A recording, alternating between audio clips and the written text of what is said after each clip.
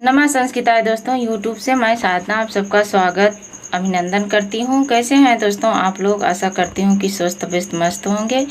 इसी आशा और विश्वास के साथ दोस्तों आइए आज का पाठ शुरू करते हैं, जो महाकवि भारवी द्वारा रचित किरात अर्जुनीयम प्रथम सर्ग का हम लोग अध्ययन कर रहे हैं। महाकवि भारवी का किरात अर्जुनीयम एक महाकाव्य है, उसी के प्रथम सर्ग का हम लोग अध्ययन कर रहे हैं। दोस्तों प्रथम सर्ग में हम लोग आज जो है 27-28 श्लोक का अध्ययन करेंगे। हम लोग दो श्लोकों को आराम से अध्ययन करते आए हैं, उसके अर्थों को, उसके व्याकरणात्मक टिप्पणी को पढ़ते आए हैं। दोस्तों जो अभी झारखंड के पेपर में और जो है हमारे यूपी टीजीटी में अति महत्वपूर्ण पूछा ही जाता है दोस्तों। तो आइए बिना देरी किए हुए हम लोग अपने पाठ की शुरुआत करते हैं। और उसके पहले आज का एक मोटिवेशन कोड है दोस्तों। आज का हमारा मोटिवेशन कोड है दोस्तों, माना तेरे पास 1000 वजह होंगे, माना तेरे पास 1000 वजह होंगे जिसकी वजह से तू अपने काम को नहीं कर पा रहा है, जिसकी वजह से तू अपने लक्ष्य को नहीं प्राप्त कर पा रहा है, लेकिन तू सिर्फ एक वजह तो ढूंढ ही सकता है जिसके लिए तू उस काम को कर सकता है। अपने लक्ष्य को प्राप्त करने के लिए एक वजह तो ढूंढ ही सकता है। तो वजह बनाने से और अपने लक्ष्य से भटकने से अच्छा है कि वही बहाना अपने लक्ष्य को, अपनी मंजिल को प्राप्त करने के लिए बनाइए दोस्तों, और अपने मंजिल को प्राप्त करिए। और इसी मोटिवेशन और इसी कामना के साथ दोस्तों आइए आज का पाठ शुरू करते हैं। आज हम लोग महाकवि भारवी के द्वारा रचित किरात अर्जुनीयम के प्रथम सर्ग का 27 और 28 श्लोक का वाचन करेंगे। उसके पहले हम लोग पिछले श्लोक का वाचन करते हैं। पिछले श्लोक में जो है वनेचर अपने पारितोषिक लेके और जो है युधिष्ठिर से अपने पुरस्कार लेकर और अपने राज्य में अपने भवन में चला जाता है। उसके बाद जो युधिष्ठिर होते हैं वे अपने अनुजों के साथ अपने द्रौपदी के भवन में कहते हैं, अपने बात को रखते हैं। तो आइए इस श्लोक का फिर से वाचन कर लेते हैं। तदाशु कर्तुं त्वयि जिहामुद्यते विधोयतां तत्र विधेयमुत्तरं परप्रणीतानि वचांसि चिन्वतां प्रवृत्तिसाराः खलु मादृशं गिरः। उसके बाद ये 26 नंबर श्लोक है। इति रयित्वा गिरमात् सत्क्रिये गते यथं पत्यवन् सन्निवासिनां प्रविश्य कृष्णा सदनं महीभुजा तदा चचे अनुज सन्निधौ च। अर्थात 25 नंबर श्लोक में वनेचर अपने बातों को कह के और महाराजा युधिष्ठिर से विदा लेके चला जाता है। 26 नंबर श्लोक में महाराजा युधिष्ठिर जो है उसे विदा करके और उस वनेचर को विदा करके कृष्णा सदनम यानी महारानी द्रौपदी के भवन में प्रवेश करते हैं और अपने अनुजों यानी भीम, अर्जुन आदि के साथ अपने बातों को कहते हैं, यानी वनेचर के द्वारा जो बात कही गई है उसे कहते हैं, दोहराते हैं। अब आइए दोस्तों हम लोग जो है 27-28 श्लोक, ये है हमारा 27 नंबर श्लोक। निशम्य सिद्धिम दिशताम प्रकृति ततस्य तस्य विनियन्तुं क्षमां निपश्यमन्यु व्यवसाय दीपिनी उदाजहारः द्रुपदात्मजा गिरः। उसके बाद ये 18 नंबर श्लोक है। सॉरी दोस्तों 18 नहीं, यहाँ पे 28 है। क्या है कि 28 है, यहाँ 18 कहा गया, लिखने में गलती हो गई होगी। भवातु दृशेषु प्रमदा जनोदितं भवत्यधिक्षेपमिवानुशासनं तथापि वक्तुं व्यवसाययन्ति मां निरस्तनारी शमया दुराधय।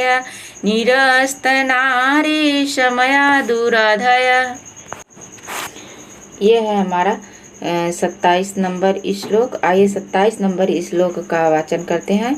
निशम्य सिद्धि विदुषिताम पाकृति ततस्त तस्या विनिमन्यु क्षमा निपस्य मन्यु व्यवसाय दीपिनी उदाजहारः द्रुपदात्म जागिरा। तो इस प्रस्तुत श्लोक में जो युधिष्ठिर के मुख से दुर्योधन की प्रगतिशीलता का वर्णन सुनकर उनके दुराचारों से अपमानित द्रौपदी ने युधिष्ठिर के क्रोध को उद्दीप्त करने के लिए, उनके क्रोध को और बढ़ाने करने वाली उत्तेजना पूर्वक वाणी अर्थात कथन को कहना प्रारंभ किया। जब वह महाराजा युधिष्ठिर वनेचर को विदा करके द्रौपदी के भवन में अर्जुन, भीम आदि सभी भाइयों के सामने जो पीछे 25 श्लोकों में वनेचर बताया है दुर्योधन के बारे में, उन सब बातों को कहते हैं।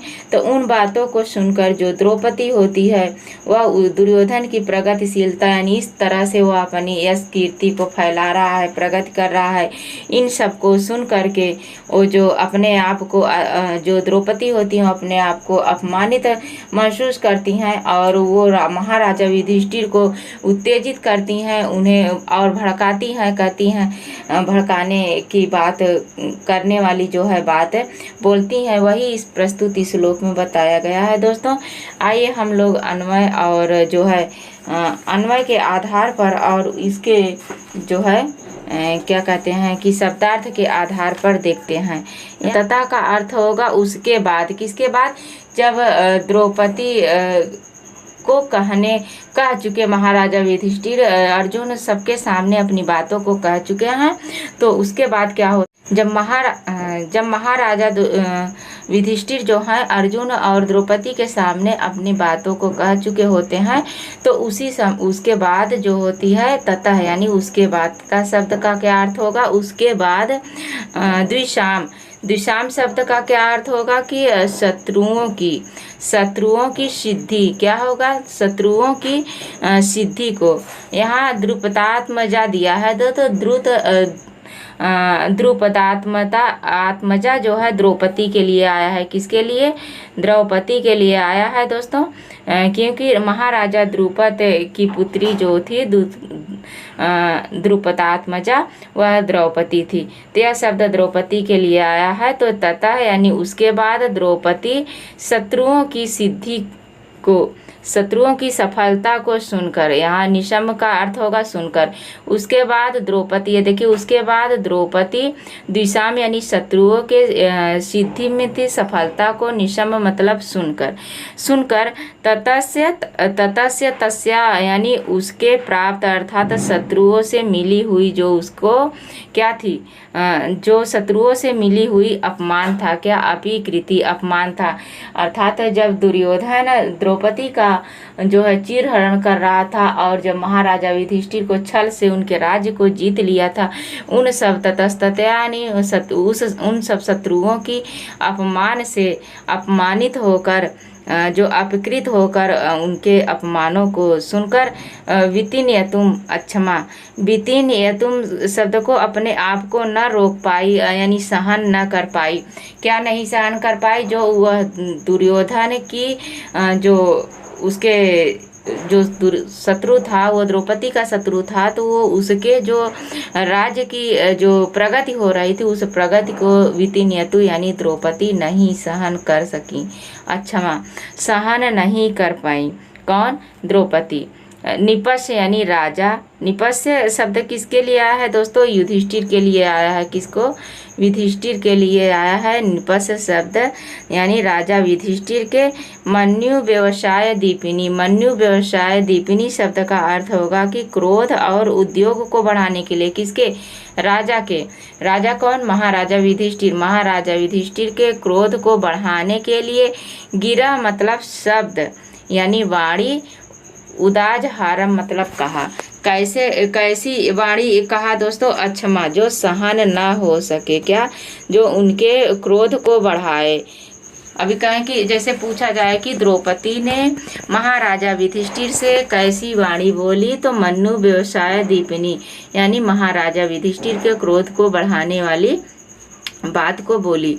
आइए दोस्तों यहाँ पे देखते हैं, ये है शब्दार्थ। ततः शब्द का अर्थ है तदंतर या उसके बाद, युधिष्ठिर के कहने के बाद, अर्थात युधिष्ठिर के कहने के बाद विदुषाम यानी शत्रुओं के, यानी शत्रु कौन थे, कौरव दुर्योधन आदि शत्रुओं के सिद्धि यानी उनके समृद्धि उन्नति और उनके सफलता को निशम यानी सुनकर द्रुपदात्मजा यानी द्रौपदी, राजा द्रुपद की पुत्री द्रौपदी, ततस्तया यानी उनसे, किनसे, शत्रुओं से आए हुए प्राप्त यानी शत्रुओं से आए हुए प्राप्त उन्नत को क्या कर रही है, अपकीर्ति, अपकारों को, अपने अपकारों के उन्नति यानी मानसिक विकारों से अपमानित जो हुई थी, अपने अपमानों को वितिनियतु माने नियंत्रित रखने के लिए यानी रोकने के लिए अक्षम हो गई, असमर्थ हो गई।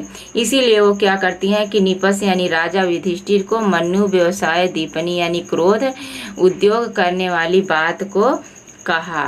क्या कहा, उनके क्रोध को बढ़ाने वाली बात को कहा। उसके बाद आइए दोस्तों व्याकरणात्मक टिप्पणी देख लेते हैं, जो है आत्म जायते आत्मजाह। आत्म जायते आत्मजाह में उपपद समास है, द्रुपदास्य आत्मजा द्रुपदात्मजा में तत्पुरुष समास है, न क्षमा इति अक्षमा में न तत्पुरुष समास है, मनु व्यवसायों में द्वंद्व समास है, मनु व्यवसायोः दीपिन्यः इति मनु व्यवसाय दीपिन्य में जो है तत्पुरुष समास है। अब यहाँ पे निशम में शब्द कैसे बना है, तो नी उपसर्ग के सम धातु अक्तवा के स्थान पर लेप प्रत्यय लगा के बना है। ततस्या शब्द कैसे बना, तथा शब्द से आगता इति ततस्या तद तसील प्रत्यय से तत शब्द बना है, और त्यप प्रत्यय लगा के टाप तत् इति, तत् जो है ये अव्यय शब्द है दोस्तों। उसके बाद यहाँ वितिनियतु शब्द है। वितिनियतु शब्द कैसे बना है, वी और नी उपसर्ग से यम धातु लगा के तुमुन प्रत्यय बना है। उजार हार कैसे बना है, उदाज हार उत उपसर्ग से आ और ह धातु लगा के लिट लकार अन्य पुरुष एकवचन का रूप बना है दोस्तों। और इस प्रस्तुत श्लोक में जो हमारा अलंकार है वह कौन सा अलंकार है, तो इस प्रस्तुत श्लोक में जो है ततस्तया में त वर्ण की कई बार आवृत्ति होने के कारण यहाँ पे अनुप्रास अलंकार है। कौन सा अलंकार है, अलंकार कौन सा है, अलंकार इस 27 नंबर श्लोक में अलंकार है, कौन सा अलंकार है, अनुप्रास। किसके कारण से, ततस्त्या जो शब्द है वो त शब्दों की कई बार आवृत्ति होने के कारण यहाँ इस श्लोक में देख लेते हैं। ये देखिए यहाँ पे द्विसाय ततस्तया, इन त शब्द की कई बार आवृत्ति होने के कारण इसमें जो है अनुप्रास अलंकार है। उसके बाद दोस्तों आइए हम लोग 28 नंबर श्लोक को देखते हैं। 28 नंबर श्लोक यहाँ पे है। यह 28 नंबर श्लोक में भवादृशेषु प्रमदा जनोदितम भवत्यधिक्षेप इवानुशासनम तथापि वक्तुम व्यवसायन्ति माम निरस्त नारी समया दुराधय। अर्थात इस प्रस्तुत श्लोक में जो द्रौपदी हैं वह अच्छी तरह से यह जानती हैं कि धर्मराज युधिष्ठिर एक ज्ञानी पुरुष हैं और स्त्रियों के द्वारा उनके कर्तव्य और अकर्तव्य का उपदेश देना, स्त्रियों के द्वारा जो उपदेश देना है वो महाराजा युधिष्ठिर के तिरस्कार करने के समान है।